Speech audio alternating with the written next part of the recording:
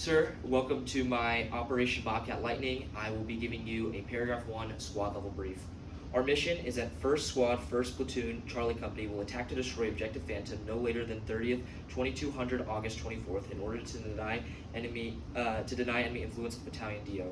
I'll say again, 1st Squad, 1st Platoon, Charlie Company will attack to destroy Objective Phantom no later than 30th, 2200, August 24 in order to deny enemy influence on the Battalion DO. First, we're going to be talking about our task organization. For our task organization, we are going to be 1st Squad, 1st Platoon, Charlie Company. Our task is to attack to destroy Objective Phantom. Our purpose is to deny enemy influence on the Battalion DO. This time effective will take place on 29th, 0600, August 24. Our main effort is going to come from Alpha Team. Alpha Team's task is to destroy Objective Phantom, and the purpose is to deny enemy influence. Our support effort will become mainly from Bravo Team.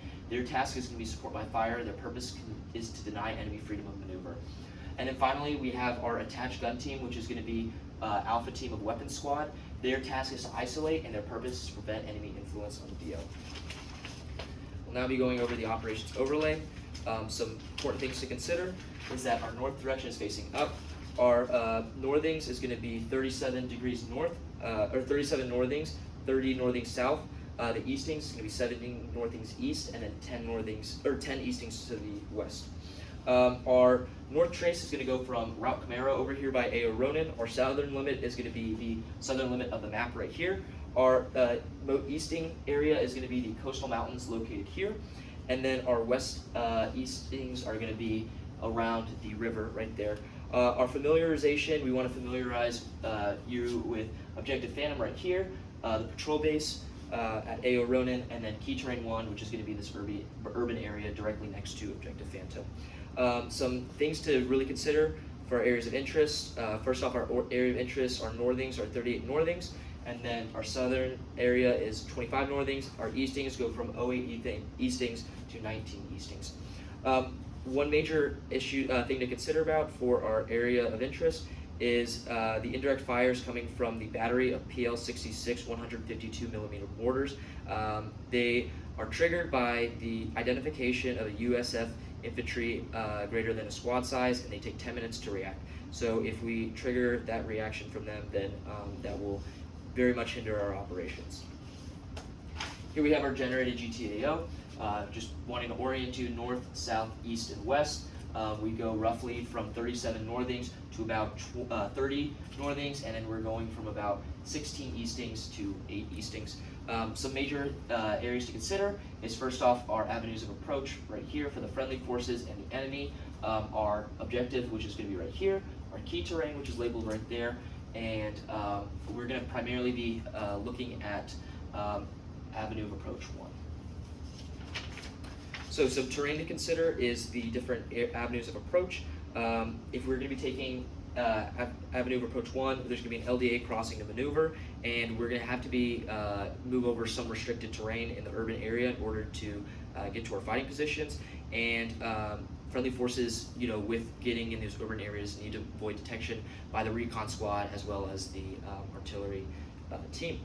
And then the obstacles and fields of fire is another concern, which is the enemy mortar team. We need to avoid detection from them, as the enemy is located directly by Objective Phantom, and being able to avoid detection will allow us to better carry out the mission and avoid casualties. Our weather for the day of the mission, the biggest issues that we're facing is going to be visibility and precipitation. On the day of the mission can occur anywhere from 0300 to 2200, so this could very well be under nods, or it could be during the daytime. Most likely it will be under nighttime, as we want to avoid detection from the recon squad and the mortar team. So when that occurs, the cloud cover is going to be 99% with illumination of 15.3, so it's going to be very dark at night. This was going to reduce the enemy's spotting capabilities, but as well it's going to be hinder our ability to spot the enemy as well, and it's going to greatly hinder our movement. It's going to favor the enemy, as they're not going to have to be affected by the issue of movement. We need to basically build in time to make sure that we can make it onto the objective in time without daylight coming out. And then precipitation as well. Precipitation will greatly favor friendly forces, as it's going to reduce dismounted mobility and cause the CSK 141, which is the striker, to stay on roads, and it will also hinder us by reducing or dismounting mobility, but will favor friendly.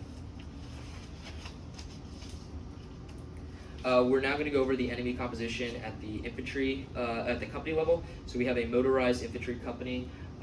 Their main aspects of it is going to be a first platoon, which is going to be a motorized infantry company. Their task is to occupy, and their purpose is to create. Then second platoon is also a motorized infantry company. Their task is to occupy, and their purpose is to enable. Then you will have the supporting effort 2, which is going to be an ADA platoon. Their task is to disrupt, and their purpose is to support. And then an attached ADA platoon will also have a task of disrupting, and the purpose will also be to support. Some key weapon systems to keep in mind for the main effort platoon, motorized infantry platoon, is the CSK-141, as well as the ADA support platoons will have defense artillery systems. In total, we believe there's going to be roughly 160 packs, and the most dangerous weapon system that the enemy has is the CSK-141.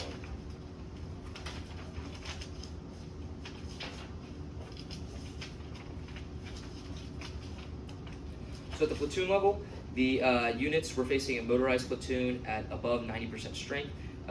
The main platoon's task is to occupy, and their purpose is to protect. They're going to be made up of 6 different units. The first is a squad, motorized infantry squad. Their task is to disrupt, and the purpose is to deny. The next squad is going to be another main effort. Their task is to occupy, their purpose is to envelop. And then you're going to have a third one. Their task is to control, and the purpose is also to enable. Then you will have a supporting recon squad. Their task is to interdict, and their purpose is to prevent. Finally, you will have a mortar team down here. Their purpose is to disrupt, and their purpose is to prevent, as well as the HQ, which is their task is to occupy, and their purpose is to envelop. We believe in all there's going to be a total of around a little above 40 packs because of that. The most dangerous weapon system to consider is the PP-87 82mm mortar, which is similar to our 81mm mortar.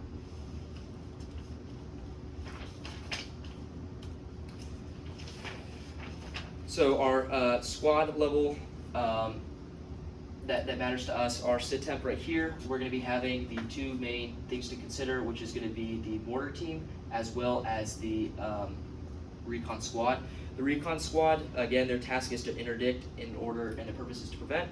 And then the mortar team right here is going to be, their task is to disrupt, and their purpose is to prevent. The organic key weapon systems to consider is a PP-87, which is only 1 weapon. Their purpose for that is to prevent enemy movement with it. It has a range of 3,000 to 5,000 meters, or 3 kilometers to 5 kilometers, and it's equivalent to a M252. The attached unit, the recon squad, is going to be carrying QBZs, QJYs, QLGs, and QBUs, which is similar to what a typical cavalry squad in friendly forces will be using, with a maximum range of 1,000 meters, and the purpose with those weapon systems is to delay enemy movement. The high value targets are going to be the recon squad leader, and the reason why is it's going to deny enemy to be aware of friendly forces and avoid detection as we move to the objective, as well as the mortar team. Taking them over will allow freedom of maneuver onto objective Phantom. Our other targets, our high purpose targets, is going to be the PP-87, which taking that away will allow freedom of maneuver to objective Phantom as well.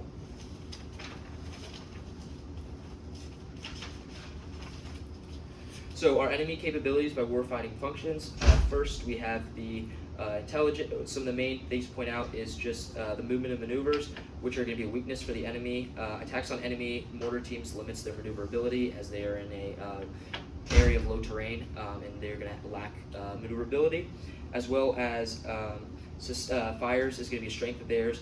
The U.S. forces must conduct a rapid assault and utilize concealment to prevent ID by enemy forces. That's going to be strength for them.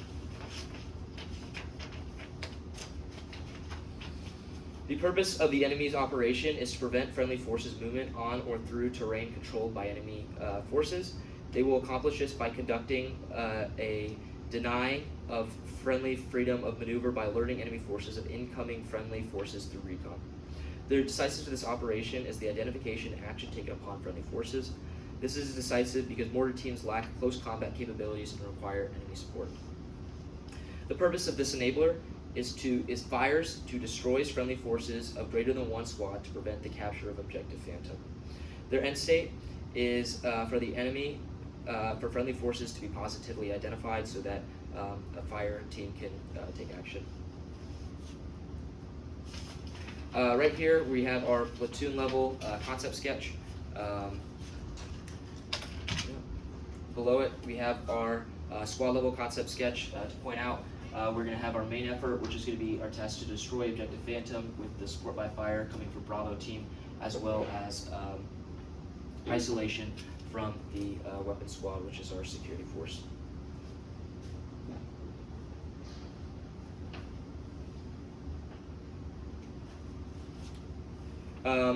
Our mission statement for the company level is Charger Company